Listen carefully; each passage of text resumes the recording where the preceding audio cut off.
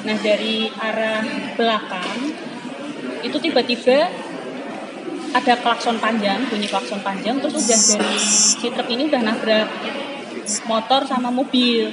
Ya udah itu karena posisi kan saya di sebelah kiri tapi deket marka itu, garis marka itu, ya saya kena tenggor dari kendaraannya. Terus kendaraannya sempat ngoleng juga kan, terus akhirnya ya bablas depannya itu. Posisi di depan dulu ya?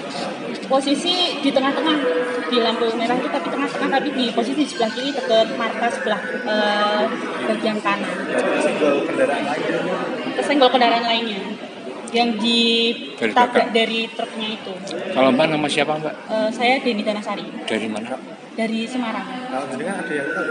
Alhamdulillahnya saya sih masih diberikan keselamatan dan kesehatan ya, jadi alhamdulillah saya nggak makan apa. Mbaknya posisi goceng apa digoceng? Saya yang bawa kendaraan. Oh ya Pak. Yang digoceng lukanya apa? Patah tulang ini. Kondisi kendaraan? Kondisi kendaraan ringan lah. Ringan. Naik motor apa Mbak?